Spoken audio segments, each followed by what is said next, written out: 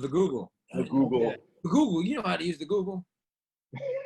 All right. Well, listen, why don't we get started? So thank you guys for joining us tonight. So this is our final episode for season 1 of Friday Night Enlights. I am one of your co-hosts, Sharon Darris. Thank you again for joining us. These conversations, we've done them every night for the past few weeks. They're meant to enlighten, which is why it's called Friday Night Enlights. Every week it is a different topic. But we're doing something a little different tonight. We are actually having a variety of topics, and we have 2 amazing guests who happen to be friends of mine, and they're brilliant, successful people. But before we have them introduce themselves, I would like to have my co-host introduce himself. Ralph? All right, everybody. My name is Ralph Johnson. I am Vice President of College Access and Success at a charter school network in New York City, and there I make sure students get into college and stay in college. I'm a very strong believer in the power of education. I believe in the power of telling your story. I believe in the power of our society to make sure that students get what they need. I'm very excited about this conversation this evening, in part because over the years, I have been to many forums where a variety of topics are discussed with people across different political persuasions or what have you. And it oftentimes turns into a shouting match. And folks don't really listen to each other. And honestly, I don't believe anybody has any monopoly on truth. I believe that the purpose of good conversation is to enlighten folks so that they can maybe consider points of view that they may not find palatable otherwise. And so in thinking about this evening, we wanted to bring some smart people together and just have some interesting conversations about topics that seem to be relevant for right here and now. And Brian, would you like to introduce yourself? Tell us what you do. Yeah, sure. Yeah, thank you. Sharon and I met in grad school and have been friends ever since. He actually passed through Salt Lake City, where I'm from and where I live, a few years ago, and we were able to catch up over a meal, which was really cool. Only regret that we didn't have more time to show you around, but it was fun to see him, to see you there. And so I have a little firm called High Seas Partners, like the ocean, and I help young growing companies find growth capital and plan strategy around growth. And that's been something I've focused on for about the past 5 years now. Before that, I was involved in national politics, presidential politics, trying to help Mitt Romney get into the White House for his 2 presidential campaigns. And that's kind of my recent professional background. But I live here in the Western US, in the Salt Lake City area. I'm married to my lovely wife, Andra, and I'm the father of 2 girls. And she's a dental hygienist and runs a fresh produce co-op. And what can I say? I'm a big bibliophile. I do follow politics, even though I've tried to stay far away from it. The magnet draws me back. And I'm a big Utah Jazz and NBA basketball fan and kind of a pickup basketball addict. So that's what I do in my spare time. So you're still playing? Yeah, don't tell anybody. My rule is not to jump. And if you don't jump, you can't get hurt. So Fair enough. I hear you. Dr. Gore? Hey, what's going on? My name is Rob Gore, and I've actually known Sharon. Sharon's probably the first person I met from college. Matter of fact, we met as pre-freshmen at Brooklyn, Queens. Technically, it's a New York City Morehouse Spelman freshman event or pre-freshman event. But I've known Sharon for well over 20 years. It's weird saying that you know somebody that long because I don't feel that old until the weather changes like it is now. And you go out for a run and you notice that some things feel a little bit different when you go to sit down or definitely that post-day recovery.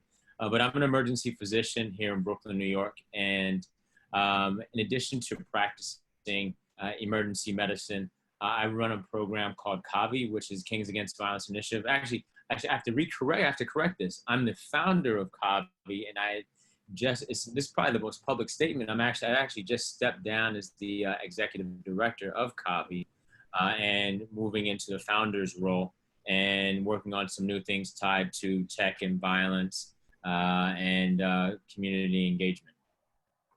Cool. Awesome. Thank you. Tonight, we're going to kick it off with political questions. So, assuming we have a change in the White House this November, what are the top 3 initiatives that the GOP should implement for the next iteration of the party? Yeah, should we just stop at 3, or can we go on to 10 or 20? There you go. Go crazy, buddy. And who knows if there's going to be a change, by the way? Who knows? There may or may not be a change. I've got some thoughts about that, but let's answer this question first. Yeah, one of the core issues for me, probably because of my faith background as well, being a member of the Church of Jesus Christ of Latter-day Saints, is that even though most of the people in my faith are conservatives and Republicans, not quite sure why that is. I have my theories, but immigration is actually an issue where Latter-day Saints break from the traditional sort of conservative or ultra-conservative view on that, where we are, for the most part, and I obviously can't speak for everyone, but very pro-immigration. I am pro-immigration. I believe in keeping families, immigrant families together who are dealing with the hardship of coming to a new country to establish a new life. I feel very strongly that we ought to staple a green card to every advanced degree earner in our country. When they're coming here to study from somewhere else, you get your diploma and you get a permanent resident card right on your diploma. We want you to stay. And I've been very disappointed that in the sort of extreme position of my party on that topic. So I can stop on that one. Actually, kind of piggybacking off of Brian regarding immigration.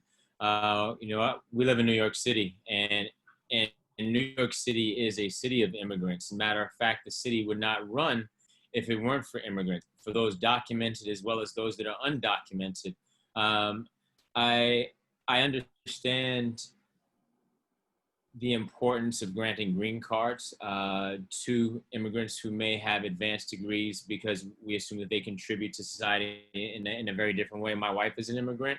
She was born and raised in Ethiopia, eventually got her green card. Now she's a US citizen, but there's so many other people who are undocumented who are also, provide a very vital element of our workforce, but don't have advanced degrees. And our entire city, which would technically impacts a global economy, would completely be shifted if we weren't going to offer some of those same amenities as it relates to immigration status to some people who don't completely have an advanced degree.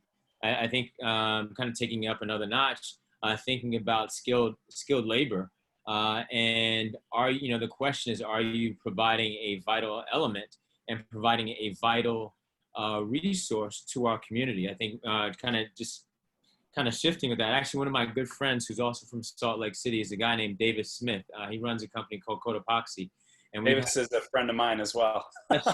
I had a feeling. I was like, you said the Church of Jesus Christ and Latter-day Saints. I was like, Salt Lake City business. I was like, you got to know Davis. Yeah.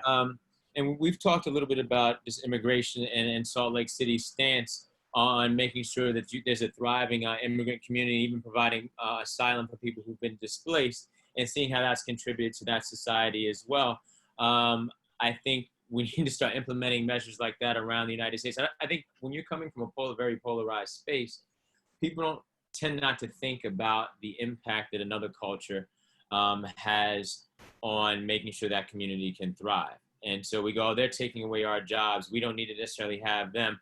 But it's, we have to look at this as an entire ecosystem, and you remove one element that allows this society to actually do well or be at its best, then we can alter this. We can alter our country from years to come, and not necessarily in a way that we hope so.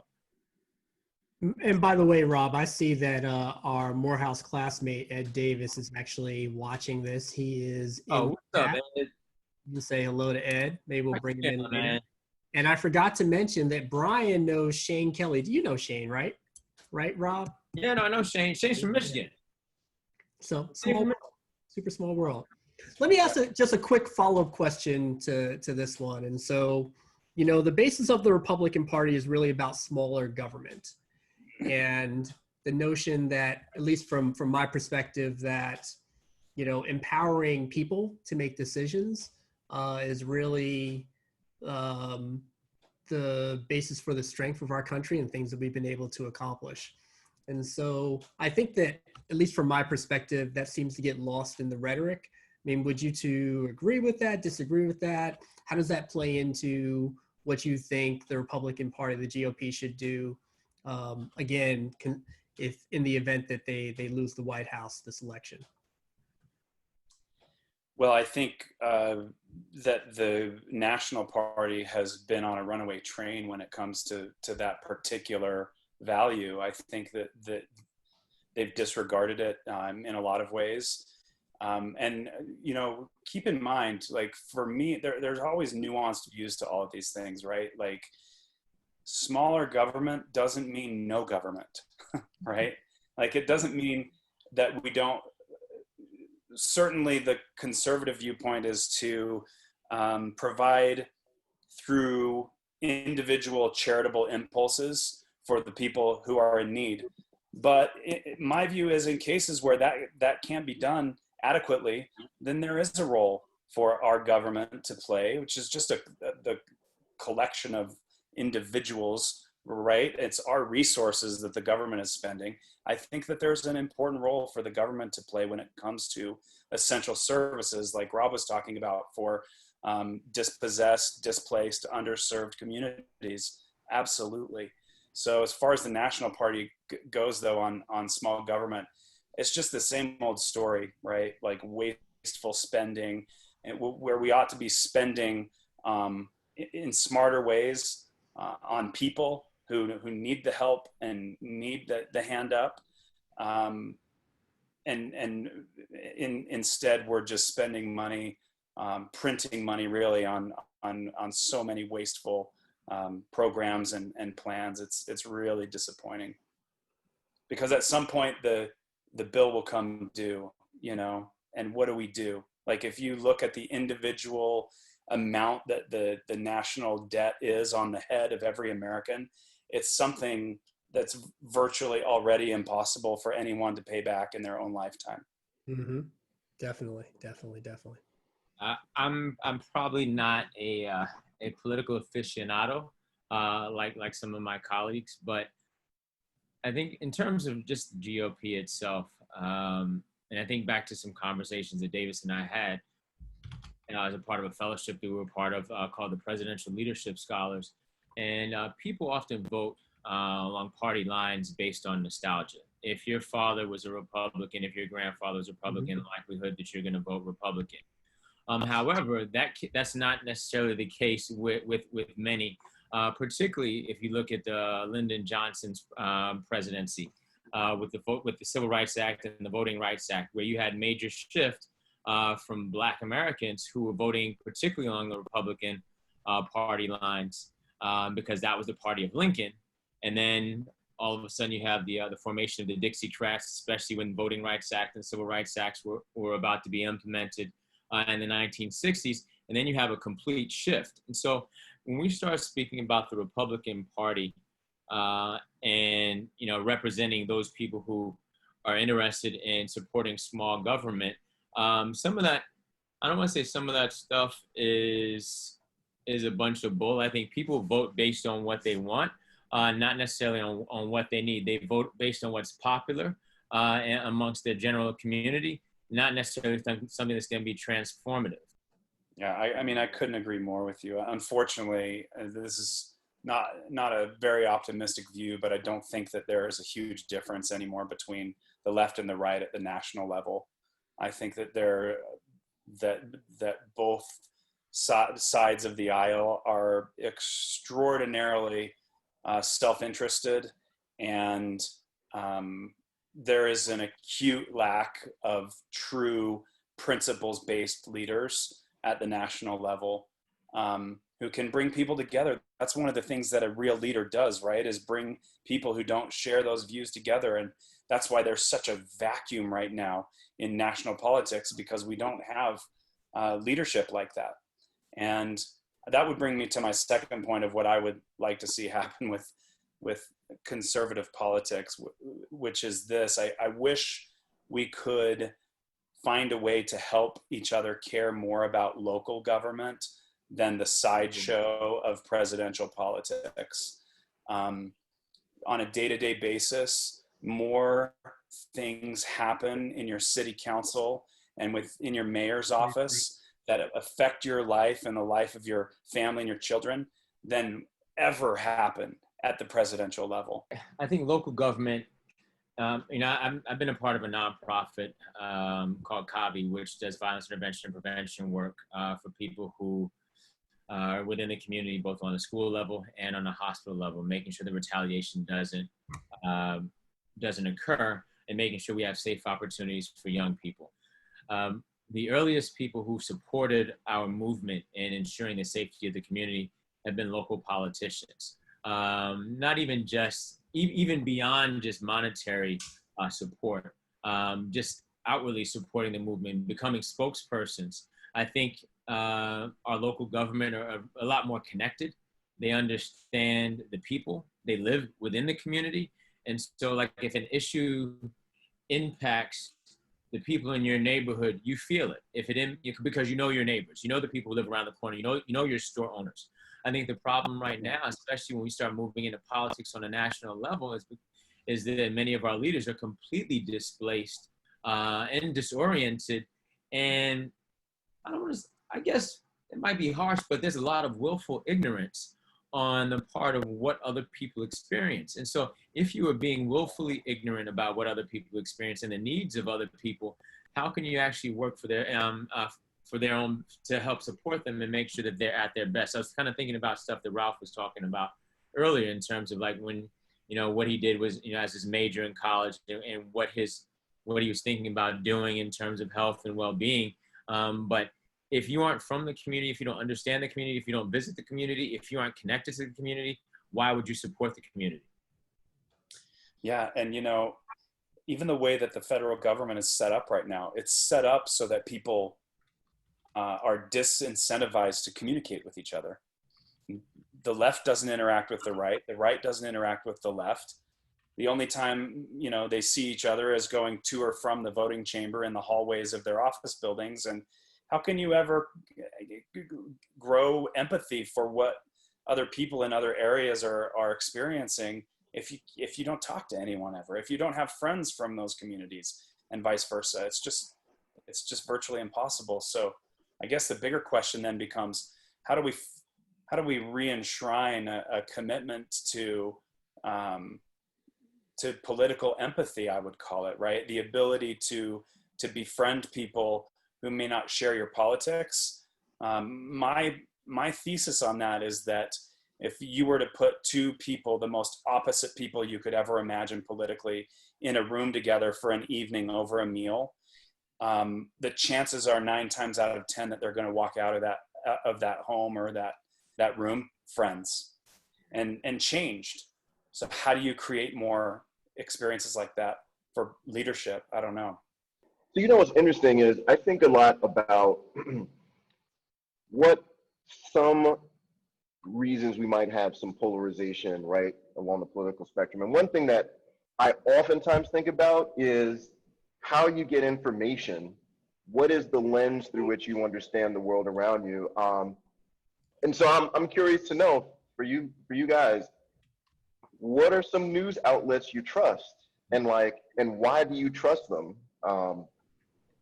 Because I don't know. I know for the news that I watch, I oftentimes will just fool myself into thinking, oh, this is news, when in fact it's sort of like entertainment.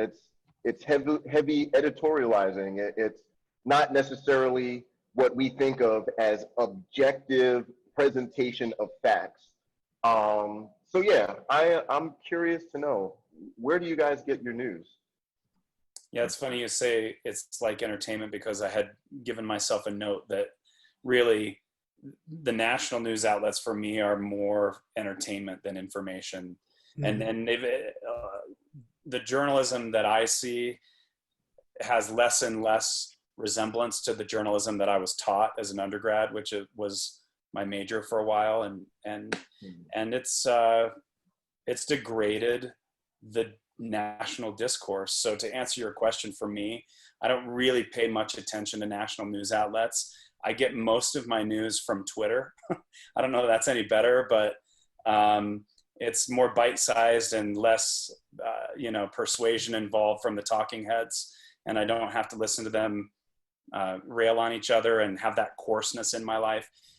Actually, since Governor Romney lost the election in, I guess, 2012, I have basically stopped watching the news, and my life has been happier and better for it. It doesn't mean I don't get news. I'll generally look at the local papers online, listen to some podcasts, and every once in a while I will check the Drudge Report for entertainment purposes. But that's what I do. What about you, Rob? No, I think it's a great question. I do watch some of the local outlets from time to time, but honestly, I don't have a lot of time to sit and watch TV at all. So I'll look at snippets, but I'll look at elements from CNN because I've been on CNN a number of times. I look at a lot more of the international outlets. BBC, I've always appreciated. Financial Times, the overseas edition. My dad, used to listen to shortwave radio and also does business. And he was like, you want to look at some papers that are going to give you a very different perspective on what goes on in the U.S. Because the U.S. is going to come from a very U.S.-centric viewpoint. He said, you really want to find out how America is being perceived or even really what's going on, go to someone who can be a little bit more objective. Look at the European papers. Al Jazeera is another outlet that I watch periodically whenever I get a chance to watch TV, just to kind of give me a perspective. But I think there's so much, before we used to suffer from limited information. Now we're suffering from an oversaturation of information. So now you kind of start, I think that's a great question you brought up, Rob. You got to start filtering this stuff. But like any good scientist, you're going to have to look at, and if you're doing a presentation, if you're doing a research paper, you have to get your information from multiple sources. You wouldn't write a paper, you wouldn't do a presentation primarily from one complete outlet. It's got to be a series of different ones. Yeah. We've got a. Oh, I'm sorry, Brian. I was just going to say, I love that point. It reminds me of a line by a T.S. Eliot poem called The Rock, where he says, "Where is the wisdom we have lost in knowledge? Where is the knowledge we have lost in information?" So we've gone from wisdom to information, and it's hard on a society to do that. So, question. Actually, one of our attendees, Edward Davis, asked a question. Do you feel that media could be more of a hindrance in contributing, or maybe not contributing to bipartisan collaboration? Does media further polarize us, or what? Like, what do you guys think?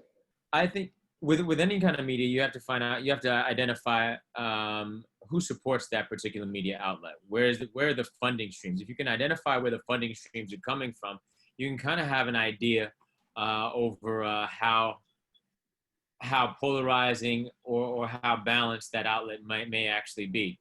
The other thing with media outlets that we have to consider, controversy creates viewership. And so you may know that what the information that's being provided is rhetoric, it's false, it may be based on a rumor and not based on any sort of scientific, any qualitative or even quantitative, understanding. But there's so much stuff that's out there. I think you have to figure out why are you watching this outlet to begin with? Are you hoping to seek information? Are you there purely for entertainment purposes?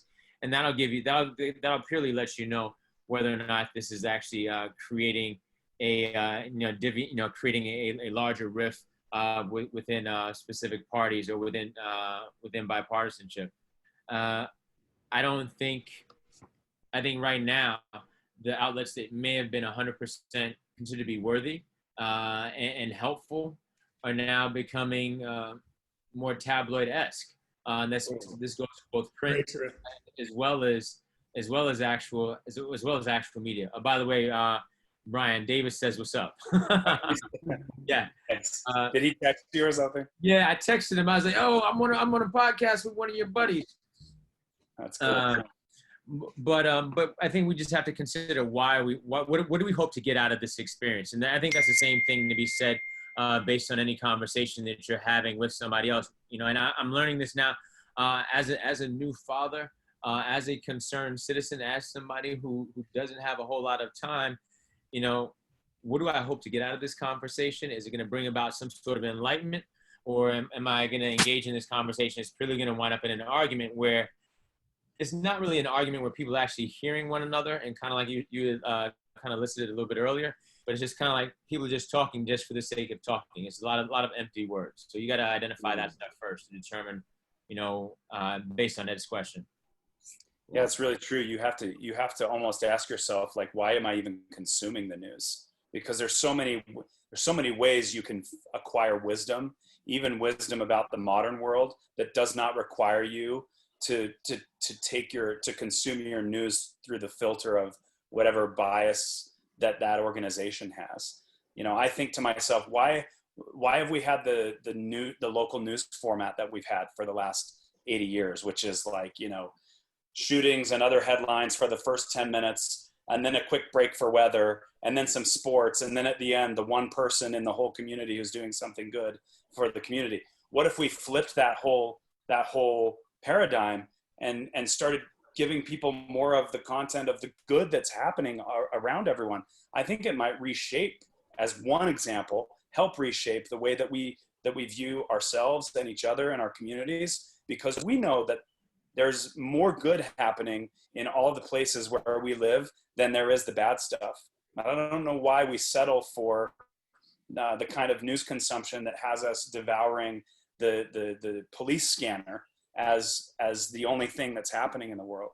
Like I mentioned about my interest in caring more about local issues and opportunities. I read my two local state daily newspapers, the Salt Lake Tribune and the Deseret News.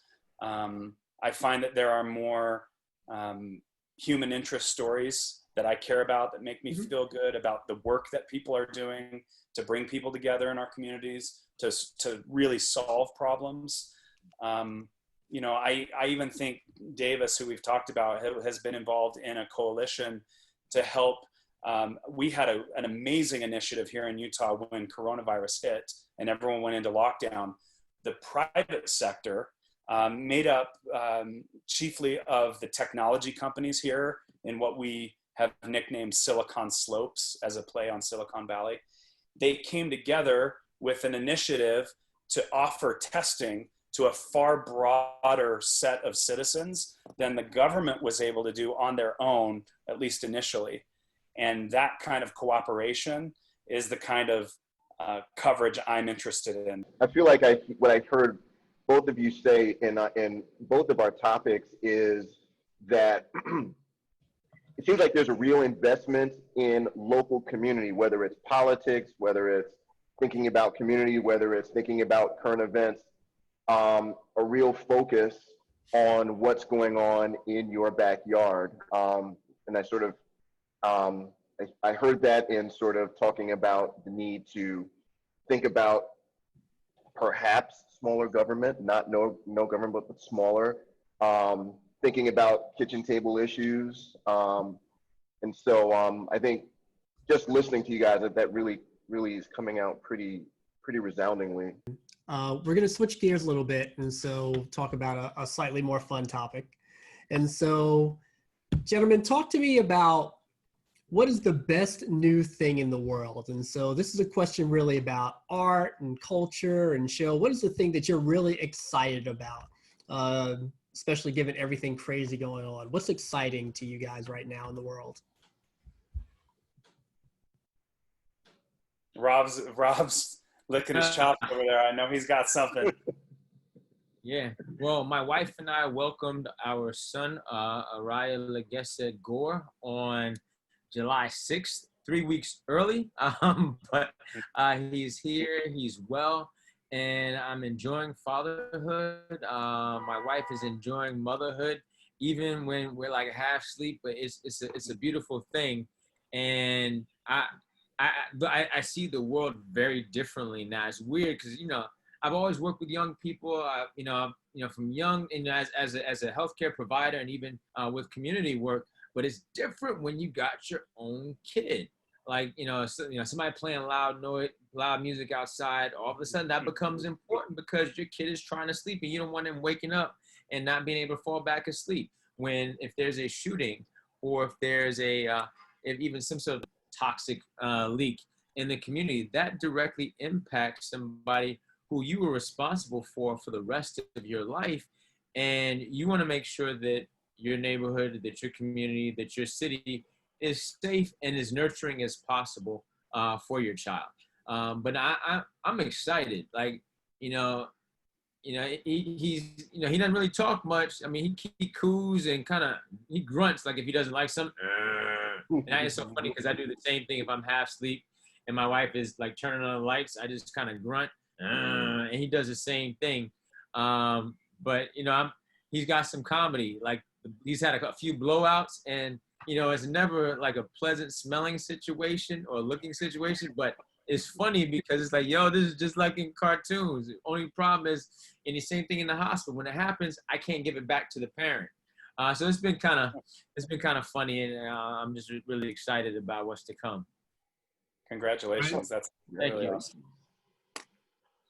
Yeah, the best new thing in my world, it's actually kind of a tribute to my wife, but I have watched her right before coronavirus lockdown hit in March. She came up with an idea that she was going to try and gather fresh fruits and vegetables in a co-op for our neighborhood. And she was nervous about how many people would be interested, and she's a very entrepreneurial person. And started slow, maybe 20 or so neighbors ordered a basket. It very quickly turned into 200 people a week ordering produce from my wife, and she's sourcing local, right, where she can, and she's bringing in fun bonus items that people can try, like flavored butter or honey or whatever things that people might enjoy and taste for the first time. And it has been, I guess, almost 6 months now, and she has a full-blown co-op, and you should see the connection that it makes for these people who are coming and interacting with her and with each other and sharing recipes. And it sounds like a silly thing on one level, but on another level, like, it's the DNA of communities, right? Mm-hmm. And in a time when we're all isolating and self-isolating and Zoom calling, she has found a way, appropriately of course, to bring people together and let them have a little bit of an experience where they can feel like it's a blessing to their family as well by eating better. And Sharon, I know you are a cook yourself, so it's just been really cool to watch her succeed with that in a way that benefits our community. That's awesome. What's it called? What's the name of the co-op? It's called Lehigh Farm Fresh. And where can people who are tuned in Look at find you, Rob. I'm going to have to put you on as a permanent guest. She has a Facebook page called Lehigh, Lehigh Farm Fresh. And she drags me all over town. We got to go pick up the farm eggs, and then we got to go pick up, the homegrown tortilla chips, and it's Nice. a blast. It's a blast. So when I come out to Salt Lake, I got to come through. Yeah, I love Salt Lake City. It's one of the most peaceful places I've been to, and the fact that I can get to a mountain within an hour from the airport is even more much more of a blessing. Snowboard is my favorite out there. Oh, that's cool. Yeah, yeah. Within 25 minutes, really, it's that close. So. I was shocked. I was like, wait, we're here already? And they were like, oh, this is traffic. It might take a little longer. And I'm like, we got to the mountain in like less than an hour. I can't even get from Brooklyn to Harlem within an hour during rush hour. On the train, yeah, but driving is not. It's not gonna happen. Hey, can I ask you guys a question? So both of you mentioned, in terms of best of things, you mentioned children, Rob, and Brian, you mentioned community building or just community, which makes me think about, okay, it's August, pretty soon it'll be September, you know, time to go back to school. And for maybe parents who have been extended stay at home, perhaps time to go back into the office, time for busier highways, busier subways, busier buses. And you know, with the folks that I work with, we've been talking a lot about, you know, virtual classes and virtual work versus in person. And I guess a couple of questions for you guys. Is it worth the risk? You know, is it worth the risk to go back now? Or is this some type of inflection point that many of us have been, you know, looking for? Like, I think of all the folks who, you know, said the dream would be that I could work from home, you know, and now you're working from home. Is that the dream that we've been looking for? I'm just curious what your thoughts are, because many of us on this call have kids. Many of us on this call have work, and are grappling with that. You gonna go first, Brian? Yeah, Brian, what do you think? Yeah, maybe we can hear from the true expert on this topic last. I'll give my uninformed opinion, but here in the West, it's different, right? Like, we don't live on top of each other like you do on the East Coast and in the major metro areas. So because of that, there has been less spread, and because of that, less of a perception of risk. However, I find that most people, even here in very conservative Utah County, have now warmed to the idea of being considerate citizens of one another and wearing masks in public. It took a bit of a fight, but it feels like every time I go out now to go run errands anywhere, I would say 90+% of people are wearing masks, which out here is a major victory. And so people are playing nice in the sandbox.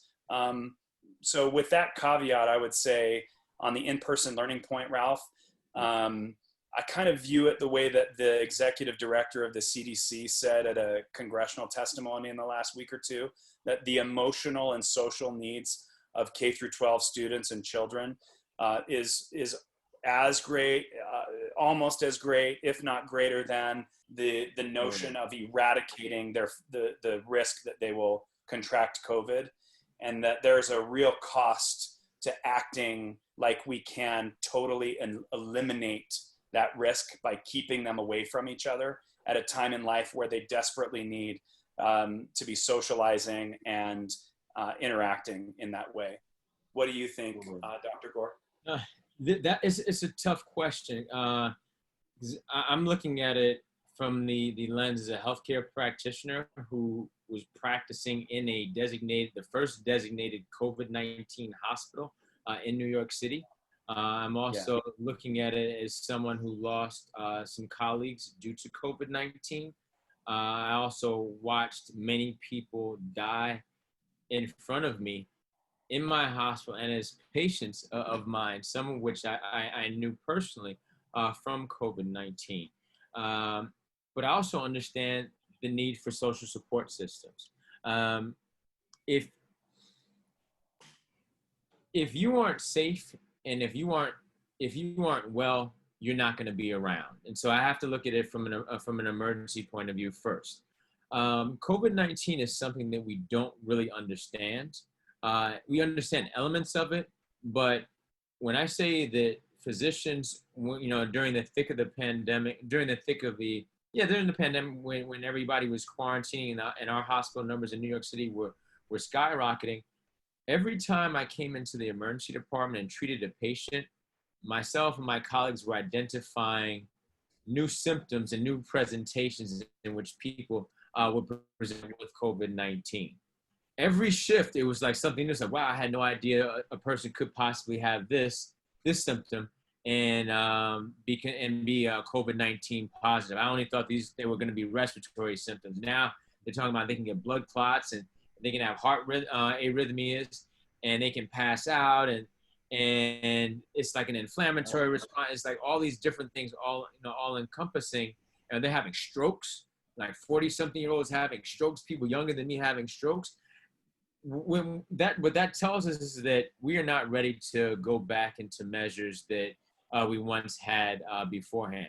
Now in New York City, social distancing is somewhat of a luxury because people do live in close proximity to one another. Things and especially people are easily accessible, which is kind of the gift and the curse of this city. Yeah. But at the end of the day, if we are not kept safe, and if we don't recognize that this disease can continue to be spread to other people who are a little bit more vulnerable, and those people be impacted by it to the point of no return, then we haven't done our parts in making sure that our society is considered to be kept as safe as possible, particularly our young people. You know, New York City has the largest public school system, and I believe the largest charter school system anywhere in the United States. Many of the caretakers of those students are elderly. It's not just a very healthy young person who might be their parent.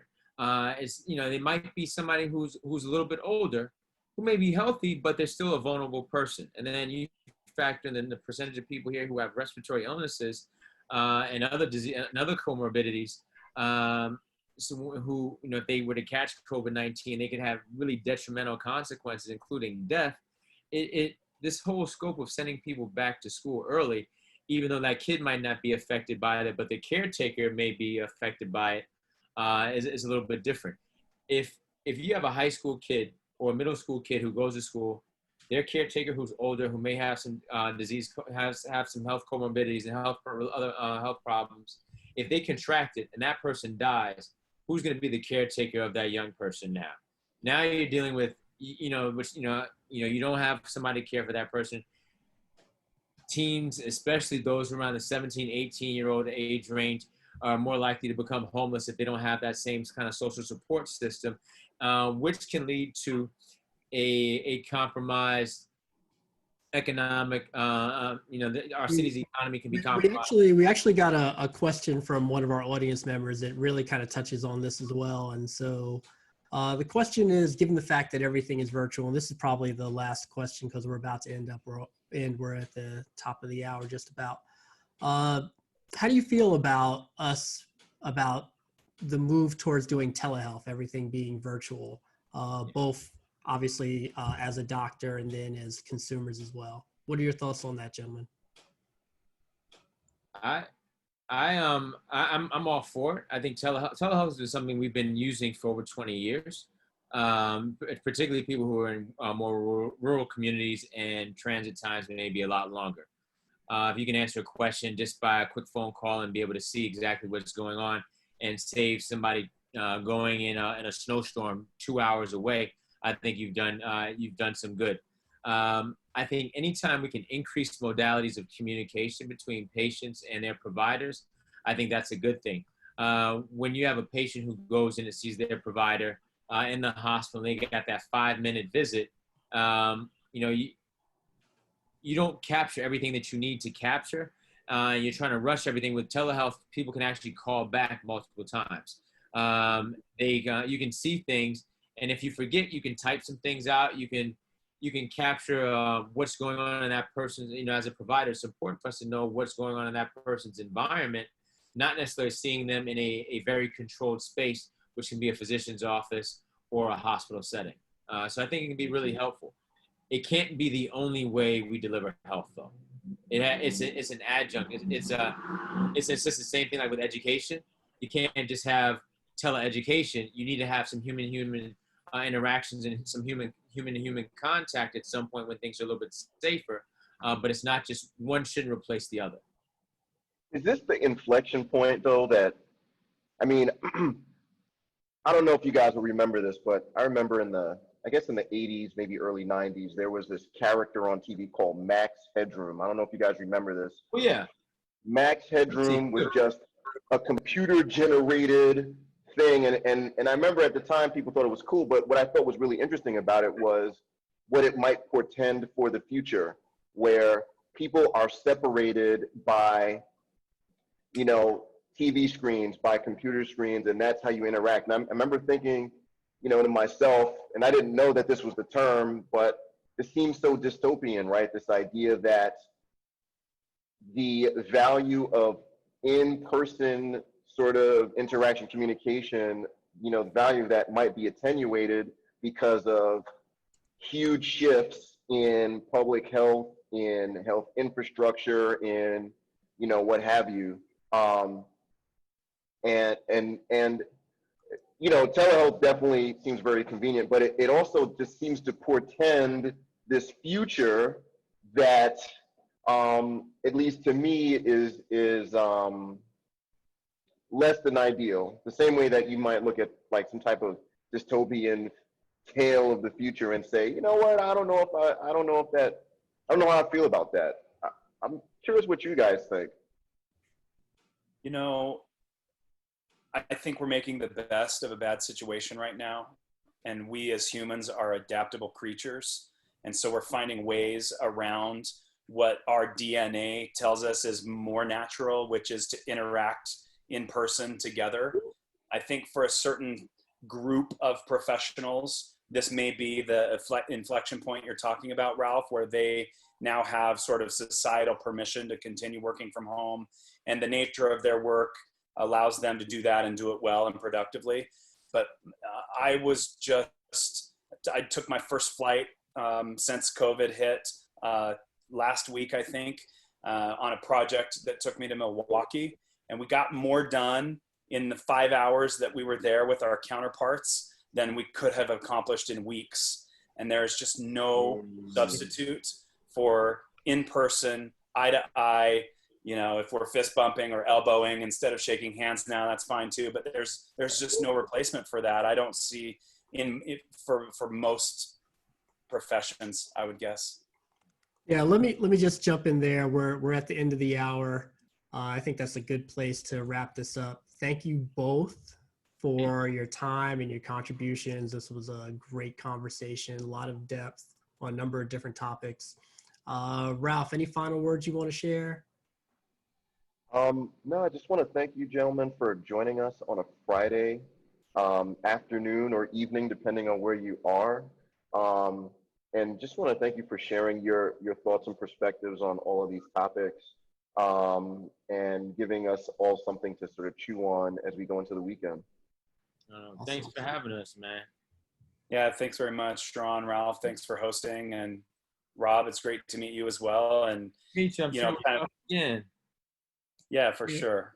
And thank you for everyone who joined us both on Zoom in the webinar and Facebook Live. I see all the comments. We really appreciate it. There'll be a replay of this uploaded to YouTube shortly. All right, everybody have a good night and be safe out there.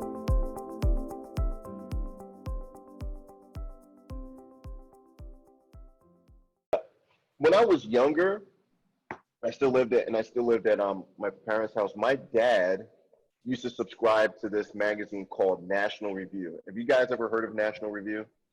I have. Yeah.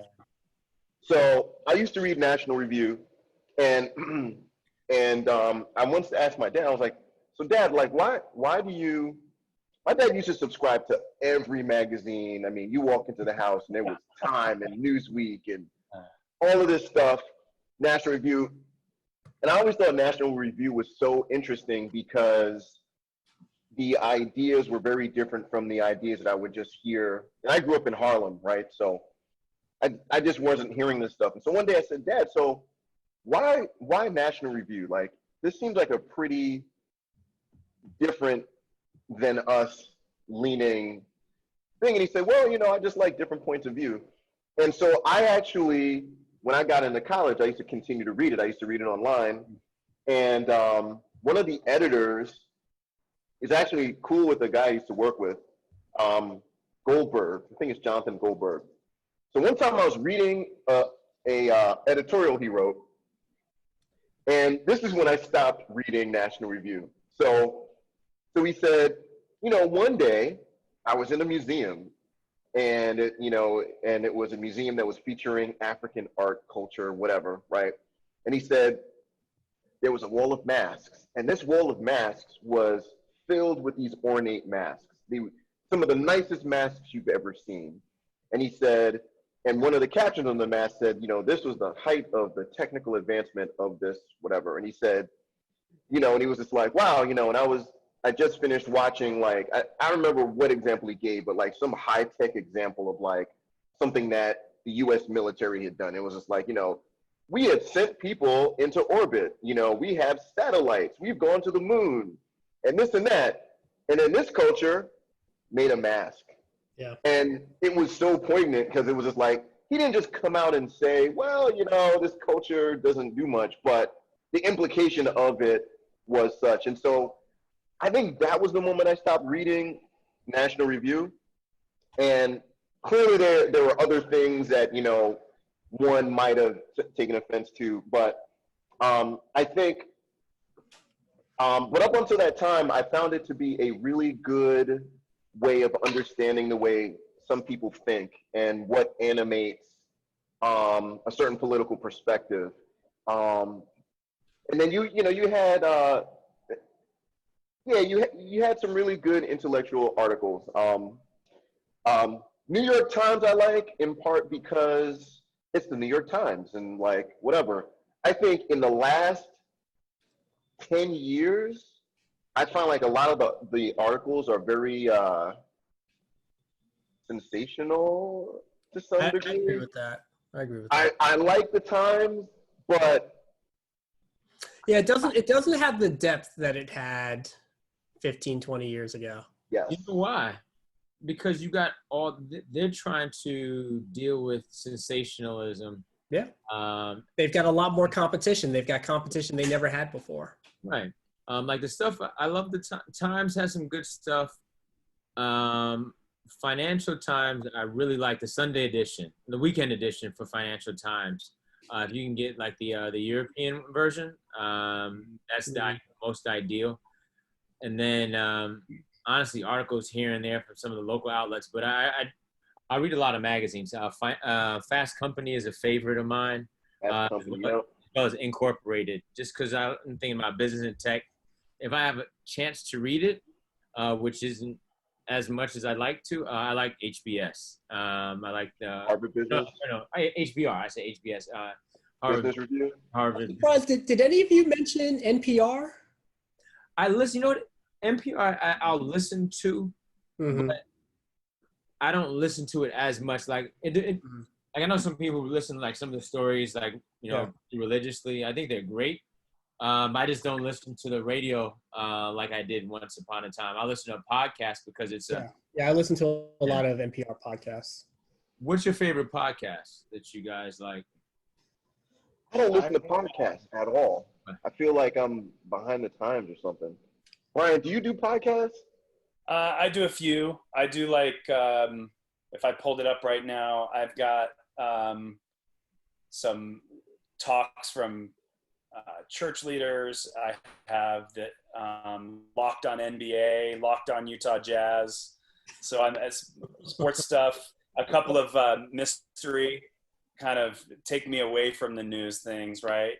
And so, what do you call them? Like crime solver type podcasts. But when I was consuming a lot of news, I really actually enjoy The Economist. I like their full world, and I liked that I could digest what was happening in the world on those front 2 pages every week and those little paragraphs that they still write.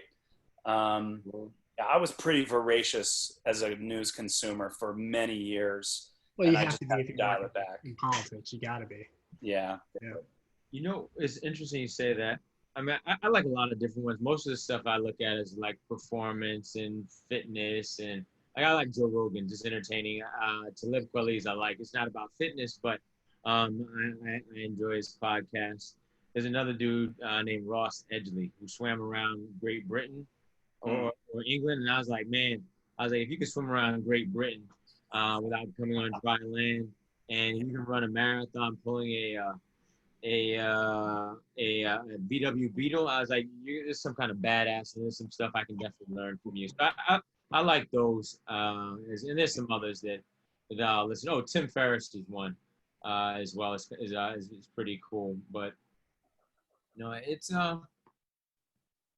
I like to I listen to something called EM Rap, which is an emergency medicine podcast, and like online like lecturing and stuff like that, just because I don't have as much time because I'm always on the go. And so if I can kind of take it in snippets, like, all right, I got 20 minutes, I need to learn something because I feel like I'm getting stupider by the day, let me do that. I'll play around. It varies. It depends on, honestly, depends on the mood. But I went through a period, much like Brian, where I just stopped watching news during the quarantine. So Brian, I was in a Airbnb for 10 weeks, me and another colleague, because of everything going on crazy, and we're just in the thick of stuff. And the first Airbnb we stayed in had a TV, but didn't work. You were in an Airbnb at home while you were going to work? Yeah. It was like about 5 minutes away from where I live. And, my wife was pregnant. We had another family thing. And my other coworker had his wife was also pregnant. She's still pregnant. And we were like, when my buddy who was married with five kids, he has 5 daughters. When he came down with COVID and then developed acute onset atrial fibrillation and had to be on anticoagulation therapy, and we're the same age, I was like, nah, I can't go home. I was like, I got to stay away for right now because things were just too scary. Sure. Especially what we were seeing, like the ER was like saturated, like almost like a New York City train in rush hour type of pattern for a while, which will kind of change your perspective of the world and dealing with that. But the good news is, since the TV didn't work, I didn't feel like I was getting traumatized. I wasn't feeling anxious or feeling depressed watching the news because I couldn't. I could watch articles. The thing about the news, it's the same old thing all the time. And that's what, like, so for me, I'll admit, I really like watching Rachel Maddow. I don't always agree with her analysis, but what I love that she does is she will lead you down a Socratic path. She will start the show off. You have no idea what she's talking about. And she will tell you this story and then reveal what this is all about. And so I like her storytelling. I think her analysis at times is really good. And then sometimes it's just, all right, here's my here's my flavor of journalism. Before we were as I was thinking about some of the topics we were bringing up in terms of like things that the GOP can do or whatever, one thing that really stood out to me is, there are a lot of Republicans of color all over the place. Or you have people who are not Republicans in name, but they are really socially conservative, right? So they may not necessarily identify, but they're socially conservative, right? Or people who are fiscally conservative, and they're just like, don't breed them if you can't feed them, like that type. Or folks who might be super religious. And I keep on thinking about, what if the GOP did a much better job of cultivating those people and helping them understand why that brand fits in with their values? Because I mean, agree more. I could not agree more.